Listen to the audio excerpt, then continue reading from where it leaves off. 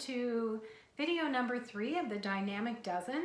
We're going to talk about the neck and forward head and the importance of keeping your neck moving freely is a postural issue.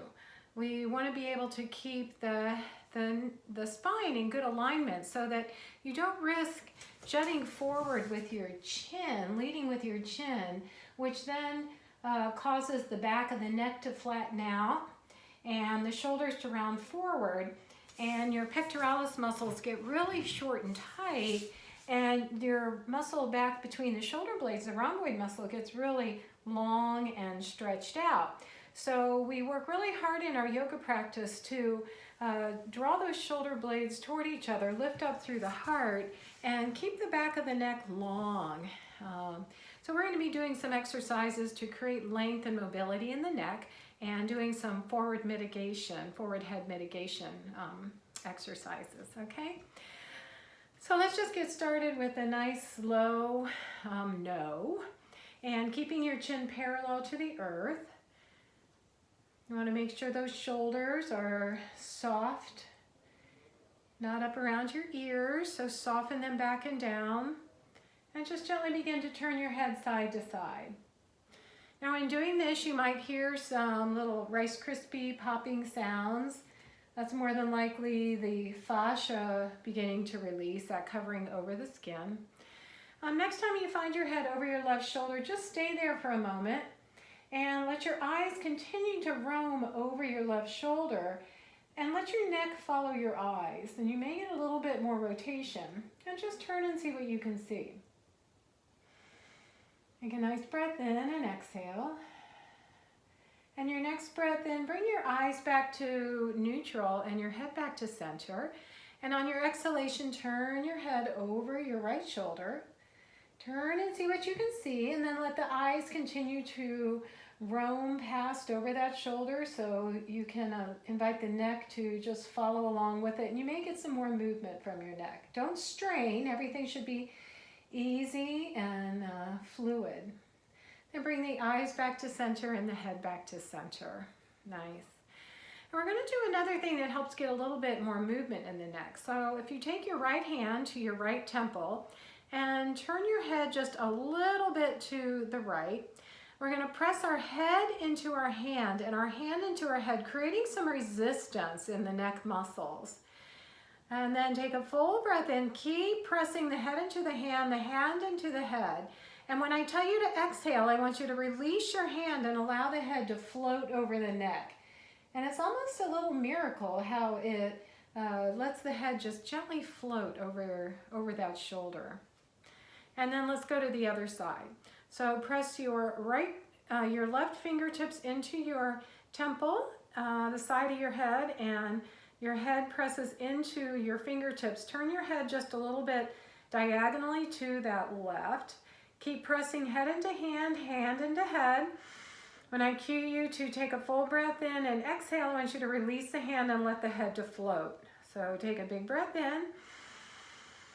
And then exhale, release the hand, let the head float over the shoulder. And notice how much further you can get your head back behind you, okay? Now we want to stretch the length of the neck. So we're going to tip the chin forward, but I want you to imagine you've got a golden egg under your chin. So we're not going to crunch the chin to the chest, going to keep the back of the neck long and lengthen through the back of the neck as the chin moves in the direction of the chest but doesn't connect to it. And then pendulum your chin over towards your right shoulder. Keep the shoulder square and soft. Draw the shoulder blades back just a bit. Take a nice full breath in as you feel that distance between the left ear and the left shoulder get a little bit longer. And then invite your right hand to release and just make some slow circles. Let the gravity just allow that muscle to lengthen along the side of the neck. If it doesn't feel good to make circles, just take that arm forward and back, or just keep it still if that feels better. Breathing in and breathing out, releasing the tension, the strain, the weight of the world we carry on our shoulder. And then taking that right hand to the right side of the head, rest your head in your hand so all the weight of your head is in your hand. And then use the strength of your right hand to help lift the head back to center and just gently turn it side to side. And we'll go to the other side. So the golden egg is under the chin.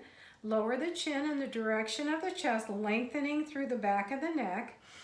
Full breath in and then sweep your chin over in the direction of your left shoulder. Soften your shoulders down, keeping them square and even. And then just breathing in and breathing out. Feel the distance between that right earlobe and shoulder getting longer. And allow gravity to help that as you release your right hand down towards the earth, keeping it still or making small circles or swinging it back and forth, whatever is most supportive for you right now. Just find the breath. Use the exhalation to soften, release, and let go.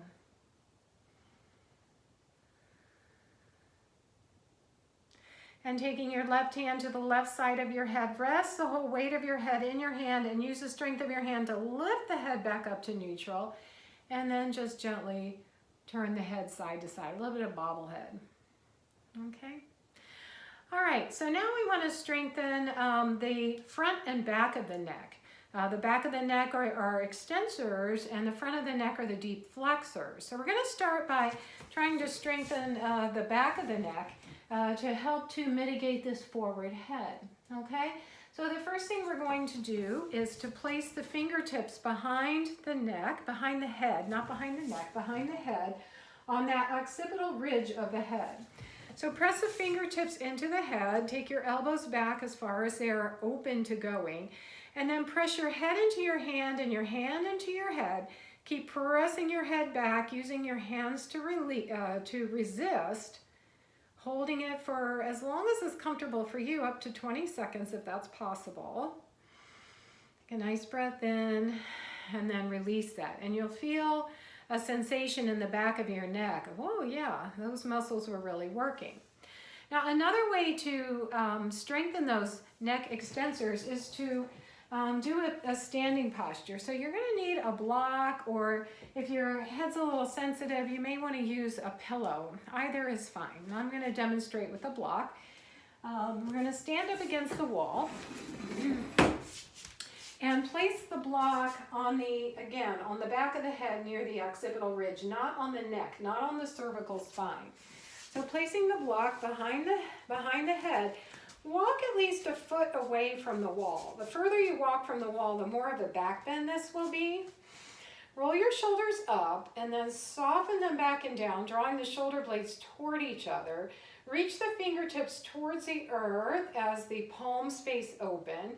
Draw the belly in and up to really find that core support. And then neither tucking the chin or lifting the chin up, keep the chin relatively parallel. Just kind of gaze over the front of your nose and press the back of the head into the earth. Pressing, pressing, pressing. You'll feel the back of the neck fire up with a little bit of heat. This should not be painful. We're creating a gentle back bend here, and we're pressing the head back, trying to strengthen those back muscles of the neck. And we're going to hold this for between 20 and 40 seconds, depending on your tolerance. When you go to release this, just step your feet back, release. You can keep a little bit of pressure on the back of the block so you don't have to replace it again. And then we'll try that one more time. Doing this a few times every day will help to strengthen the back of that neck. So roll the shoulders up and back, drawing the shoulder blades gently toward each other, palms facing out. Draw the belly in and up to support the core, and then press the back of the head into the block or the pillow, and take your eye gaze over the tip of your nose. Continue to press, and I will tell you, if you already start this with a headache, don't do it, all right? If you're having a headache before you even start this, don't do it. This can create a little bit of tension in the neck and exacerbate a headache, so just wait until that subsides. Take one more breath here, and then step back toward the wall and reach for the block.